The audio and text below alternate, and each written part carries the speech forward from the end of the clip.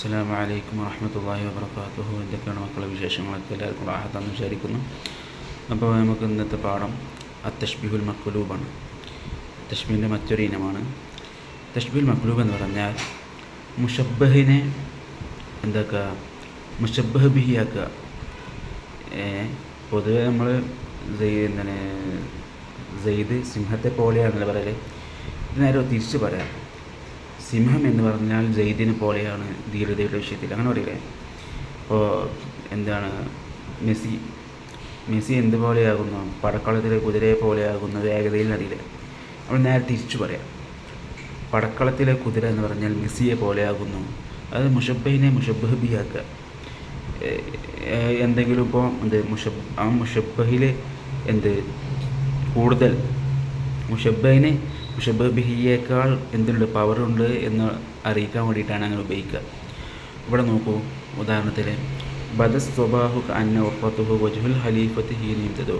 ശരിക്കും ഇവിടെ ഖലീഫയുടെ ആ ദാനധർമ്മം അതല്ലെങ്കിൽ അദ്ദേഹത്തെ മദ്യ ചെയ്യുമ്പോൾ അദ്ദേഹത്തെ മുഖത്തുണ്ടാകുന്ന പ്രസന്നതയെ ശരിക്ക് സ്വബാഹിനോടാണ് എന്താകുന്നത്, പ്രഭാതത്തിലെ ആ വെളിച്ചത്തോടാണ് തശ്ബീഹാക്കുന്നത് ശരിക്ക്.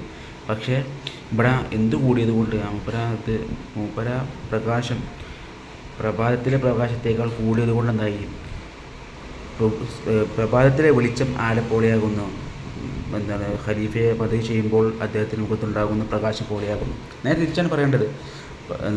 ഖലീഫയുടെ മുഖത്തുണ്ടാകുന്ന പ്രകാശം പ്രഭാതത്തിലെ വെളിച്ചം പോലെയാണെന്നാണ് ശരിക്കും പറയേണ്ടത്. പക്ഷേ അതിനേക്കാൾ പ്രഭാതത്തിലെ വെളിച്ചത്തേക്കാൾ കൂടുതൽ പവർ ആരുടെ മുഖത്തുണ്ട്, അതിനേക്കാൾ നല്ല പ്രകാശം രാജാവിൻ്റെ മുഖത്തുണ്ടെന്ന് അറിയിക്കാൻ വേണ്ടിയിട്ടാണ് ഇവിടെ ഇങ്ങനെ തശ്ബീഹ് കൊണ്ടുവന്നത്. ബദസ്വബാഹു പ്രഭാതം വിടർന്നു, അന്ന റത്തുഹു അതിൻ്റെ വെളിച്ചം ആയതുപോലെയുണ്ട്, വജുഹുൽ ഖലീഫയുടെ മുഖമായതുപോലെയുണ്ട്, ഈനും ഇംതദുഹു അദ്ദേഹത്തെ മദ്യ ചെയ്യുന്ന സമയത്ത്. ഓക്കെ, നേരെ അങ്ങോട്ട് അതായത് മുഷബ്ബഹിനെ എന്താക്കുക, മുഷബ്ബഹ് ബിഹിയെ ആക്കുക. ഉദാഹരണം മനസ്സിലായിട്ടുണ്ടെന്ന് വിചാരിക്കുന്നു. മറ്റൊരു ഉദാഹരണം എടുക്കുകയാണെങ്കിൽ മെസ്സി അല്ലെങ്കിൽ ഇപ്പോൾ നമ്മളെ റിയാസ് എന്തുപോലെയാകുന്നു, പ്രഭാതത്തെ തിളങ്ങുന്ന വാളിനെ പോലെയാകുന്നു. അതാണ് ശരിക്കും വേണ്ടത്.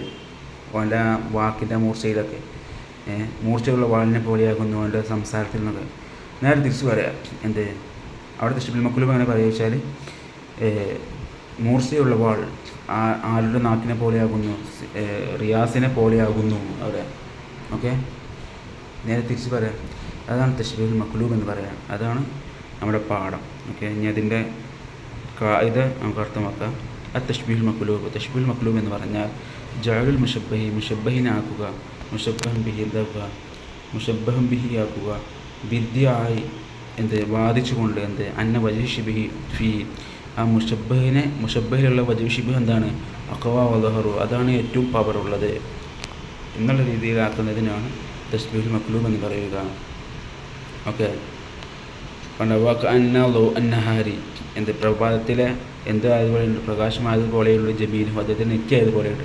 നേരെ ഓപ്പോസിറ്റിൽ പറയേണ്ടത് അദ്ദേഹത്തിൻ്റെ നെറ്റി പ്രഭാതത്തിൽ വെളിച്ചമായതുപോലെ ഉണ്ടെന്നാണ് പറയേണ്ടത്. പക്ഷേ ഇവിടെ നേരെ തിരിച്ചു കണ്ടില്ലേ, അത് അത്രയും പ്രകാശമുണ്ട് മൂപ്പര് മുഖത്തുള്ളതിന് അറിയിക്കാൻ വേണ്ടിയിട്ടാണ് അങ്ങനെ ഉപയോഗിച്ചത്. അപ്പോൾ ഇതാണ് തശ്ബീഹുൽ മഖ്ലൂബ്.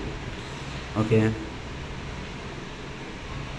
അപ്പോൾ നമുക്കിനി നമ്മൾ ആദ്യ പാഠങ്ങളിലെ തംരീനകത്ത് കുറേ ചെയ്യാനുണ്ട്. അപ്പോൾ ഇൻഷാ അല്ലാഹ് കുറച്ച് ഇൻഷാ അല്ലാഹ് ഞങ്ങൾ ഏൽപ്പിക്കാം. ഓരോരുത്തർക്കും ഇൻഷാ അല്ലാഹ് ഏൽപ്പിച്ച് തരാം. ഇൻഷാ അല്ലാഹ് നമുക്ക് ഇവിടെ ക്ലാസ് അവസാനിപ്പിക്കാം. അപ്പോൾ തശ്ബീഹുൽ മഖ്ലൂബ് മനസ്സിലായിട്ടുണ്ടാകുമെന്ന് വിചാരിക്കുന്നു. ഞാൻ അവസാനിപ്പിക്കാം. അസ്സലാമു അലൈക്കും വറഹ്മത്തുള്ളാഹി തആല വബറകാതുഹു.